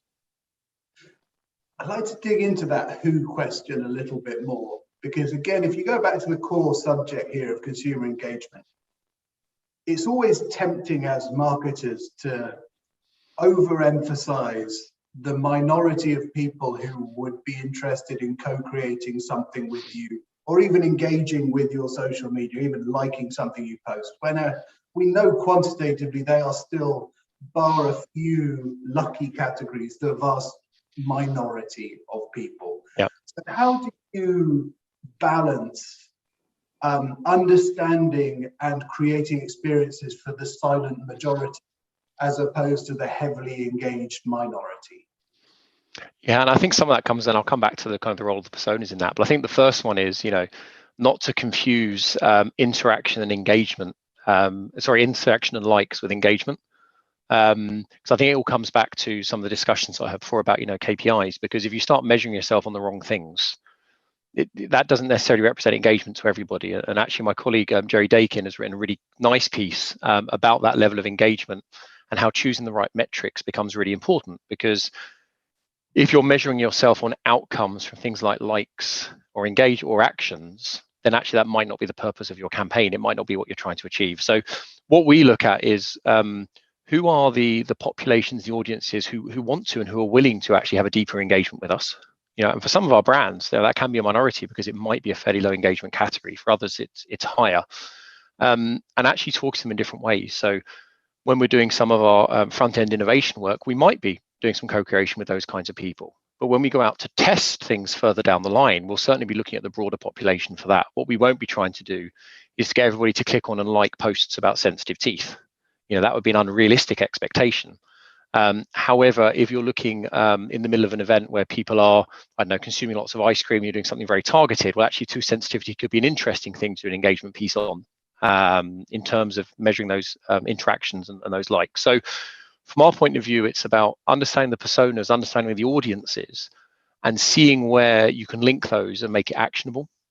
So is there something more targeted you can do to those groups, which actually would drive engagement? And if not, are you more in a brand building mode versus a short term? And I think that's one of the things that we also try and really balance is the amount of activation versus brand work that we're doing, and really trying to ensure that we're serving both of those purposes and not going too much down that short-term KPIs, short-term actions route, and that we're balancing that with the more long-term brand building piece, because that's what gets us to the right, talk to the right people in the right way, but also making sure we're getting the right outcomes from those different campaigns. So there's some work that we follow quite closely from Binet and Field about how you balance those things, right? And how you're looking at the short term and the long term together. So you're not just out there looking for those, easier to get KPIs, I would say. Because brand building through consumer engagement in your category is particularly interesting at the moment, right? Because for the most part, you're not selling your products direct to people, it's through third parties. So you can't necessarily control the retail environment. The packaging has any number of regulatory stipulations about what you can and can't do. So the ability to engage outside retail and outside traditional advertising becomes all important. Could you give us a couple of examples of non-traditional ways that your brands have successfully been engaging either your traditional customer base or new customer base? Yeah, I think there's some. I think it's interesting you were saying just a question about going back to the point about not having direct contact. Because actually, when we were looking at how are we going to be a more consumer obsessed or human obsessed business, interesting when we looked at other businesses who do it well, they tended to be businesses that have a direct relationship, right? People who consider themselves to be human obsessed, they're either service companies or they're companies who are built really on data and understanding from that point of view. So we had to try and carve our own path through the middle of saying, well, what does that actually mean to drive that kind of human understanding? And I think for us, it is about quite often creating those sorts of experiences. So there was some really good work that was done recently in the Cordyceil mouthwash category with some sort of animated characters and looking at a very different demographic. And that was really successful. There was also some work that was done for Biotine, which is a dry mouth solution, which was done about looking through social listening and understanding where people engage, where they start looking for the symptoms and finding out, it happens at different times in different places to where you might think, giving us an opportunity to engage with content and helping people understand the condition, because quite often condition awareness plays a big role. And if we can help people understand that, obviously that gives us an engagement with the consumer. And then I think even the example I gave about, Voltaren creating digital content outside of the brand, outside of the direct, link to the brand, but setting that branded, creating that branded content under the Joy of Movement banner was really powerful, because, the whole point of the Joy of Movement being a purpose is that actually, if you're someone who exercises regularly, that doesn't mean that you don't have a need sometimes to deal with symptoms, versus sometimes the perception would be that it's for people with mobility issues. And so by repositioning themselves in that exercising flexibility day to day, that content was really powerful and helped them just change that view of people and engage directly with consumers. And the other obvious channel is obviously more through in some markets through DCOM, where there is a more direct relationship with consumers, sometimes through the e-commerce platform. So I think there's a few different areas where we are doing that. I think obviously in terms of the campaigns themselves, the marketing team are much closer than I am, but they're the ones certainly that we've had an involvement in or that we're aware of at the moment. It's interesting that you bring up purpose as not only a reason for people to love the brand more, maybe sort of relate to the brand more, but also gives incremental opportunities to engage with that brand. Have you seen that accelerate over the last 12 months? Have people been more willing and interested in engaging with what your brands have to say about the world they live in? I think what's interesting is that in parallel to what's going with COVID, we've also been re-looking ourselves at the purpose and the role of our brands. So I think it's quite hard to probably split the two apart. But what we have seen is that where you do have a clear role to play and a clear positioning, regardless of what that might be, that gives you the legitimacy to engage. And it gives you the legitimacy to actually talk to people outside of that core brand context. So for example, Voltaren owning joy of movement gives them that great opportunity to engage in movement as a general topic. And it's a purpose that is authentic for them. Whereas I think if you start to move into territories, if Voltaren started talking just primarily about sustainability, it's very important to them and it's one of their objectives, but it's not a territory that outright is the natural fit as a primary, right? So the joy of movement is somewhere that they have an authentic reason to own, a reason to be there, and that actually it resonates with consumers as well. So I think there's a value there in getting that combination of the right to play, the authenticity, but also following through on it. So making sure that actually you live up to whatever that might be, and it doesn't always have to be a big altruistic purpose. It just has to be a clear role, an identity that you're selecting for that brand. Which makes a lot of sense from your consumer-facing brands. I'd like to just build on that though. With the last year, we've seen a lot of corporate brands stepping forward and being more active in their communities, whether that's supporting frontline health workers, whatever it might be.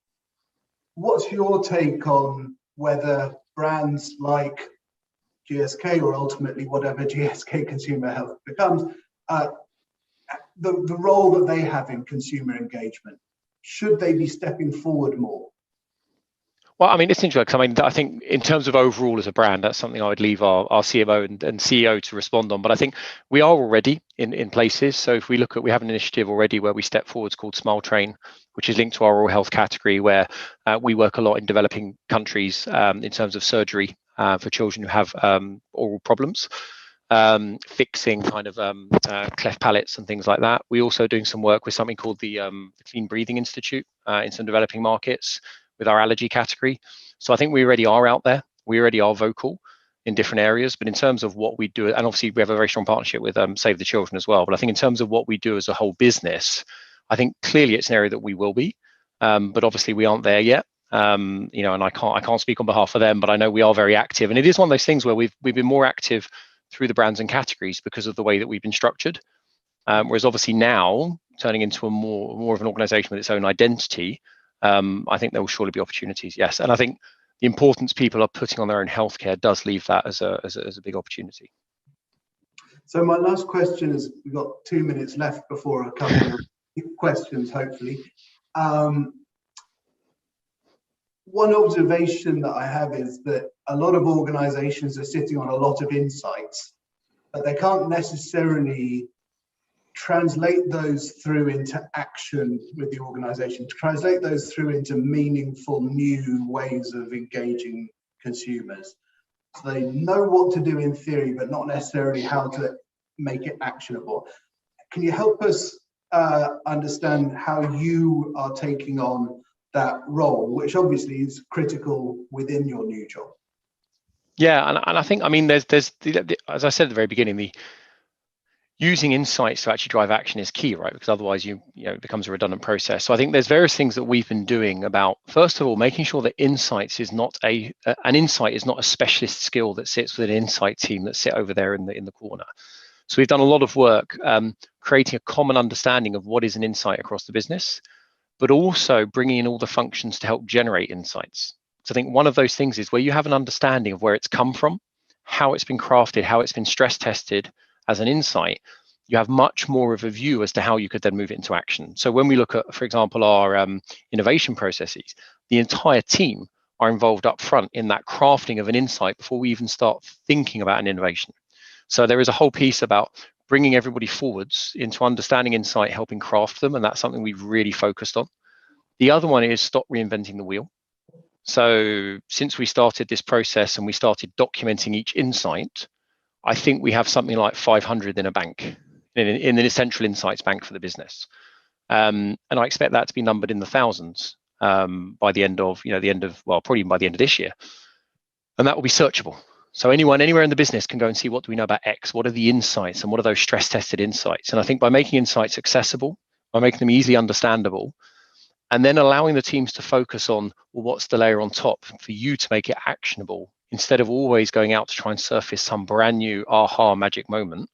That's the key.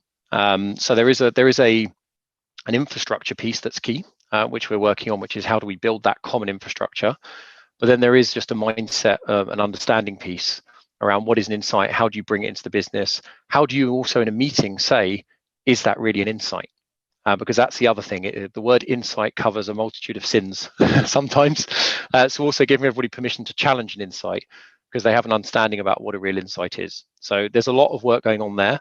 And then also measuring where that insight has been used to develop campaigns, content, products, and then bringing that back. So we start to have a measure of which insights have been the most powerful in delivering to the business. So there's quite a lot of things that we've put in place to help create that link, so they don't kind of leave our team and then never be seen again. And there's multiple checkpoints in our briefing process and our product process where we go back to, what was the insight that generated this at the very beginning, and are we still true to it? Because that's where the business opportunity lay. So there's also that feedback loop where we go back to the origins of the insight. So I think as a business, there's a huge appetite for it. We've seen real enthusiasm from the marketeers, from the R&D teams to really step in and embrace a greater role for insight and for how we're bringing that data in, but with that extra layer of interpretation. And we're already seeing it pay off in lots of areas. So I'm really encouraged by what we've seen. And for me, it does represent, as I said at the beginning, kind of bringing that insight back to that partnership level with brand strategy and business strategy, rather than it being a deliver of a metric, to help you know are things good, bad, or okay. Perfect. Thank you, James. We do have some questions to go through.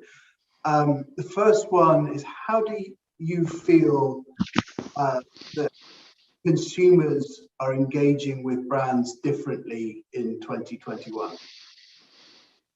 Well, actually, I misread that. How do you feel that you as a consumer are engaging with brands differently in 2021? It's a very personal question, James. Yeah, and that's fine. I think it's interesting because I think we're all a bit, cynical is not the right word, but I think we're all a bit more, let's scratch the surface and see, what that brand really stands for. I do think things like their place in the world and their purpose have become more important. Whereas I think maybe 2 years ago, purpose felt like something that was a few steps away from you as a consumer. I think now, these sort of this rallying cry of, the world is together in one issue has certainly made me more aware of, well, which companies do I engage with and which brands do I choose? I think also the fact I have a young daughter also influences me maybe as much as other events in the last 12 months. But certainly I'm looking for a bit more from brands probably than I was previously. Excellent. I think a lot of us would agree with that. The next one is, what behaviors, trends, and or consumer expectations do you expect to stick with when we emerge from this particular time? So what's going to fade away and what's going to remain? Yeah, it's interesting. So I'm going to go back to the kind of things I was saying about, there's been an acceleration of things that we already saw in most cases. So I don't really expect much to just disappear. I expect maybe the relative importance of things to maybe reduce. I think we've gone more from protection, which was those first months, to more thinking more about prevention now with consumers. But I think we're still seeing that people have been left without controls. I think we're going to see for at least, this is assuming, and I'm touching a wooden sideboard here as I say it, we're assuming things are going to get better and simpler. I think we're still going to go through a period of probably 12 to 24 months where people want to get control back, and they want to feel like they're now deciding for themselves what they're doing, what their routines are, and how they're engaging, certainly in healthcare. So I think that's going to continue. Now that could, die down. I think it will be there at a much higher level than it's been before, regardless. But I think there'll certainly be some consumer audiences and personas where that's kind of at a peak and it will slowly tail off because, life goes back to normal and maybe those things go to the back of their mind. But I think that will vary a lot by sort of life stage and where people are. But I think this desire for, a return to simpler times, simplicity, looking after myself is certainly something that we think is here to stay. And I definitely think the what we're seeing around naturals, and how can you look after yourself more generally using natural products is also something that's here for the foreseeable. So certainly things that were there at a low level have suddenly accelerated, but I certainly think are either going to plateau or continue to grow in the future. Excellent. We've got a couple more which we should be able to squeeze in before Marina comes and shuts us off. A question from Alki at Store Lab. I've been involved in an increasing number of virtual reality shopper execution research projects as the access to physical stores is becoming more restricted through the pandemic. Where do you see VR and AR research tools within CBIA?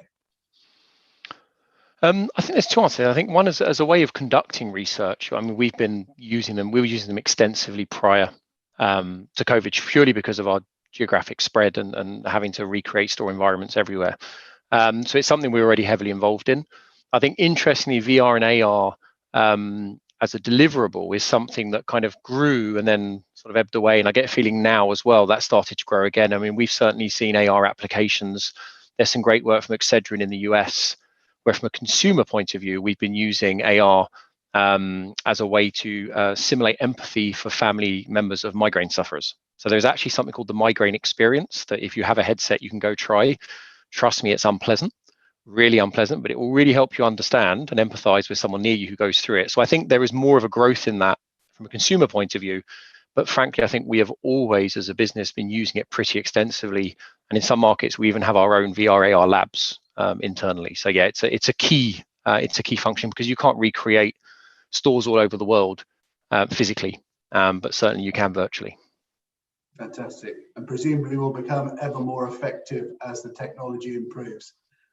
Yeah, I mean, to be honest, it's already startling when you look at it now compared to where it was.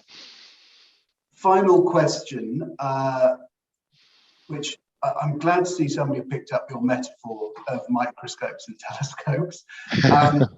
Do you have any practical tips to help those who get stuck in the microscope pull back and look through the telescope?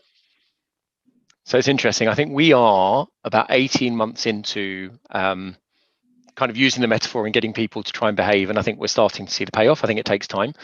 I think the practical tips is really to get people to think about how can you change small things every day to make you think broader. So things like, we've started key meetings with a direct video consumer interview. Bring them into the room and let them talk to you through a virtual platform. Go and read online reviews. Go and spend time reading magazines that actually your target audience would read, not that you would read. Just all of these things that can help immerse you, which are easy.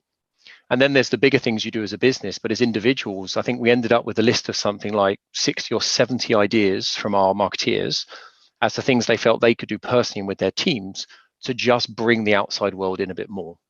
So yeah, there's certainly some practical things in there, some small steps, and when it gets to the bigger meetings, yeah, definitely bringing consumers and experts and customers into the room is always a great way to challenge yourself. So you could be ambitelesco microdextrous. Fantastic. Thank you, James. I think we're pretty much out of time, and Marina is gently and politely telling us. I'm back. Not to tell you. It's a very subtle hooking. Yeah. I'm back, not to shut up, just to say thank you so much. I enjoyed that. I think we always talk a lot about how an insight-driven culture, or a real culture of insights, is the marker of mature businesses. And I just thought when you said the role between insights and engagement is understanding, it's so layered and it's like 360, and it's actually really about wisdom. I thought that was really, really cool and really interesting. And what I hadn't heard before was that you could measure the effectiveness of an insight to make sure that feedback loop is coming back. I thought that was really clever. So big thanks to Ben Kay and James Sallows. That was really enjoyable, and hope to see you again soon. So thank you. Thank you. Okay, so to round us out for the day, I'm just going to thank all the speakers again and the audience. Thank you for joining us. A little plug for the later session, which is I hope you'll all join Brand Innovators today at 12 p.m. ET for a summit on purpose-driven marketing. So we'll be joined by marketing leaders from Banfield Pet Hospitals, Hugo Boss, Johnson & Johnson, SAP, Unilever, Lyft, and more. So amazing lineup to come later. And thank you so